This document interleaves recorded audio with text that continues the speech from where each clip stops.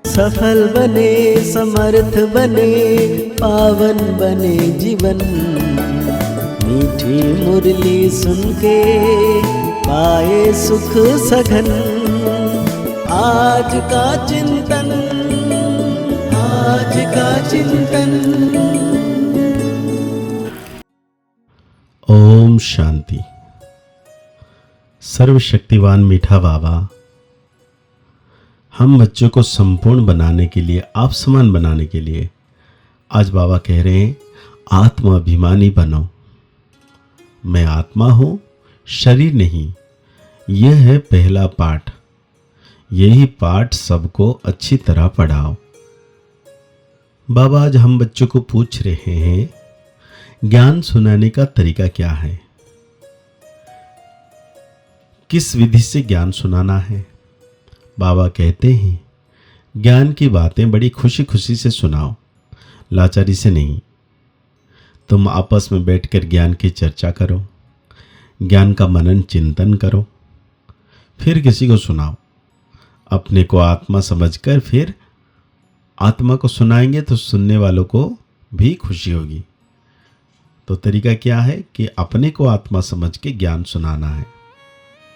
बाबा कहते हैं आत्माभिमानी व देही अभिमानी हो बैठे, क्योंकि आत्मा में ही अच्छे या बुरे संस्कार भर जाते हैं। सबका असर आत्मा पर होता है।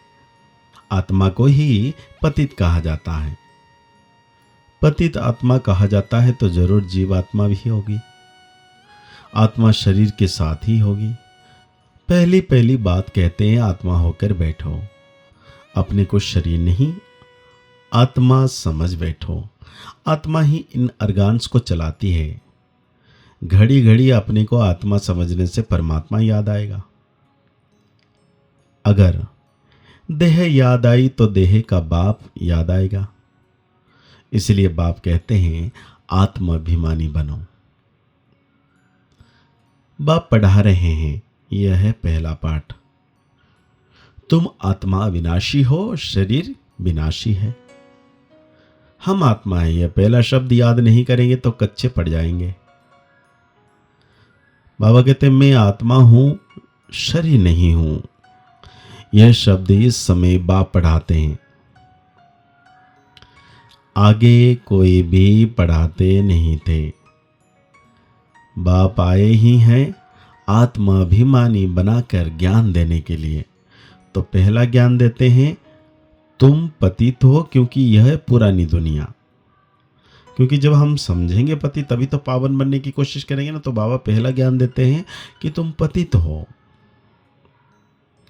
बाबा कहते हैं ऐसे नहीं कि भोजन खाते हैं इसीलिए नींद का नशा आया है। जो बहुत खाना खाते हैं उनको नींद का आलस्य आता है। दिन में क्लास कराना चाहिए। फलाने ने यह पूछा, हमने यह रिस्पॉन्स किया। प्रश्न तो बहुत भिन्न भिन्न है और पूछते भी हैं। उनका रिस्पॉन्स भी चाहिए रियल। देखना चाहिए उनको कोशिश में लाया, सेटिस्फाई हुआ, नहीं तो फिर करेक्शन निकालनी चाहिए। जो होशियार हैं उनको भी बैठना चाहिए। ऐसा नहीं खाना खाया जल्दी नींद आए। देवताएं खाना बहुत थोड़ा खाते हैं क्योंकि खुशी है ना। इसलिए कहा जाता है खुशी जैसी खुराक नहीं। तुम बच्चों को अथाह खुशी होनी चाहिए। ब्राह्मण बनने में बड़ी खुशी है। ब्राह्मण बनते ही तब है जब उनको खुशी मिलती है। देवताओं को खुशी है ना, क्योंकि उन्हों के पास धन महल आदि सब कुछ है। तो उन्हों के लिए खुशी ही काफी है। खुशी में खाना भी बहुत थोड़ा सूक्ष्म खाएंगे। यह भी एक कायदा है। जास्ती खाने वाले को जास्ती नींद आएगी। जिसको नींद का नशा होगा तो वो किसी को समझा भी नहीं सकेंगे, जैसे लाचार हैं। ये ज्ञान की बातें तो बड़ी खुशी से सुननी चाहिए, समझाने में भी सहज होगा। बाबा कहते मूल बात है बाप का परिचय देना। ब्रह्मा को तो कोई जानते नहीं, प्रजापिता ब्रह्मा है, ढेर की ढेर प्रजा है। यह प्रजापिता ब्रह्मा कैसे होगा, इस पर बहुत अच्छी रीति समझाना है। बाबा कहते हैं मूल बात है बाप का परिचय देना। ब्रह्मा का तो कोई जानते नहीं, प्रजापिता ब्रह्मा है, ढेर के ढेर प्रजा है। यह प्रजापिता ब्रह्मा कैसे होगा, इस पर बहुत अच्छी रीति समझाना है। बाप ने समझाया है इनके बहुत जन्मों के अंत के भी अंत में वानप्रस्थावस्था में मैं प्रवेश करता हूं, नहीं तो रथ कहां से आए। रथ गाया हुआ है शिव बाबा के लिए, रथ में कैसे आते हैं, उसमें मुझते हैं, रथ तो जरूर चाहिए। श्री कृष्ण तो हो ना सके तो जरूर ब्रह्मा द्वारा समझाएंगे,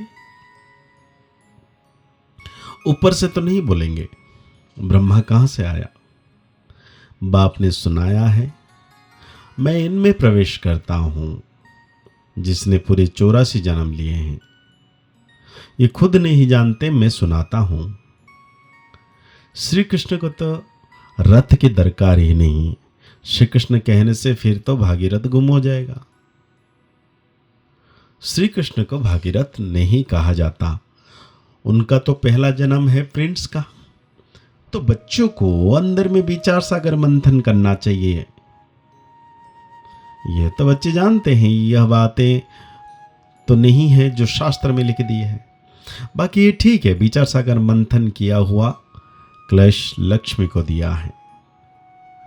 जो कलश लक्ष्मी को दिया उसने फिर औरों को अमृत पिलाया, तब स्वर्ग के गेट खुले। परंतु परमपिता परमात्मा को तो विचार सागर मंथन करने की दरकार नहीं, क्योंकि वो तो बीज रूप है, ज्ञान का सागर है, उनमें नॉलेज है, वो जानते हैं। बाबा कहते तुम भी जानते थे, अब ये अच्छी रीति समझाना है। तो बाबा कहते हैं समझने बिगर देवता पद कैसे पाएंगे। बाप समझाते हैं आत्माओं को रिफ्रेश करने के लिए। तो बात एक है निराकार, दूसरा है साकारी बाप। समझाया तो बहुत अच्छा है, परंतु माया ऐसी है जो कोशिश कर गंद में ले जाती है, पतित बन पड़ते हैं। बाप कहते हैं बच्चे तुम काम चिता पर चढ़े एकदम कब्रिस्तान में आ गए हो, फिर यहां ही परिस्तान होगा जरूर। आधा कल्प परिस्तान चलता है, फिर आधा कल्प कब्रिस्तान चलता है। अब इस सब कब्र दाखिल होने हैं, सीढ़ी पर भी अच्छी रीति समझा सकते हैं। यह है ही पतित राज्य, इसका विनाश जरूर होना है। इस धरनी पर अभी कब्रिस्तान है, फिर यही धरनी चेंज हो जाएगी, अर्थात आयरन एजेड से गोल्डन एजेड दुनिया होगी, फिर 2 कला कम होगी। तत्वों की भी कला कम होती जाती है, फिर उपद्रव होते हैं। तो बाबा कहते हैं जैसे तुम पतित बनते हो तो प्रकृति पतित बन जाती है। गायन भी है आत्मा परमात्मा अलग रहे बहुकाल।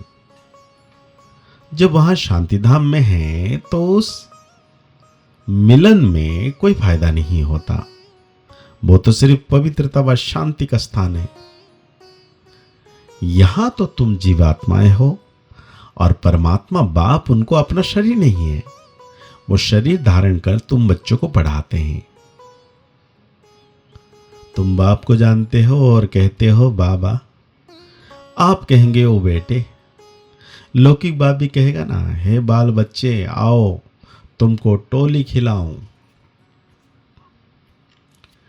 तब आगे तुम समझते हो हम नई दुनिया में ऊंच पद पाने का पुरुषार्थ कर रहे हैं, पवित्र जरूर बनना है। तुम समझते हो इस पति दुनिया का विनाश जरूर होना है। बच्चे आदि तो तुम्हारे जीते नहीं रहेंगे, ना कोई बारिश बनेंगे, ना शादी आदि करेंगे। बहुत गई बाकी थोड़ी रही, थोड़ी भी अब जाए। तो आज बाप धारणाओं में गए, हम बच्चों को धारण करने के लिए कहते हैं, ज्ञान को अंदर घोटना है, अर्थात विचार सागर मंथन करना है। ज्ञान की आपस में रुझान कर फिर दूसरों को समझाना है। सुस्ती व आलस्य को छोड़ देना है। देही अभिमानी बन बड़े उल्लास से बाप को याद करना है। सदा इसी नशे में रहना है कि हम बाप के पास आए हैं कौड़ी से हीरा बनने। हम हैं ईश्वरीय संतान। तो आज बाबा हम बच्चों को वरदान दे रहे हैं, ज्ञान सूर्य ज्ञान चंद्रमा के साथ साथी बन, रात को दिन बनाने वाले रूहानी ज्ञान सितारे भव।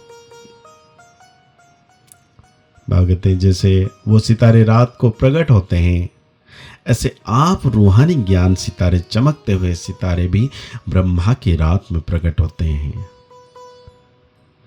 वो सितारे रात को दिन नहीं बनाते, लेकिन आप ज्ञान सूर्य ज्ञान चंद्रमा के साथ साथी बन रात को दिन बनाते हो। वो आकाश के सितारे हैं, आप धरती के सितारे हो। वो प्रकृति की सत्ता है, आप परमात्मा के सितारे हो। जैसे प्रकृति के वायुमंडल में अनेक प्रकार के सितारे चमकते हुए दिखाई देते हैं, ऐसे आप परमात्मा तारमंडल में चमकते हुए रूहानी सितारे हो। तो आज बाबा हम बच्चों को स्लोगन दे रहे हैं, सेवा का चांस मिलना अर्थात दुआओं से झोली भरना। आज की मुरली के अनुसार हम सो मान लेंगे, मैं ज्ञान सितारा आत्मा हूं। मुरली को और गहरी रीति से चिंतन करते हुए निरंतर मीठे बाबा की याद में रहना है। मुस्कुराते रहिए, आगे बढ़ते रहिए, पुरुषार्थ करते रहिए, खुश रहें, स्वस्थ रहें, मस्त रहें। ओम शांति, ओम शांति, ओम शांति।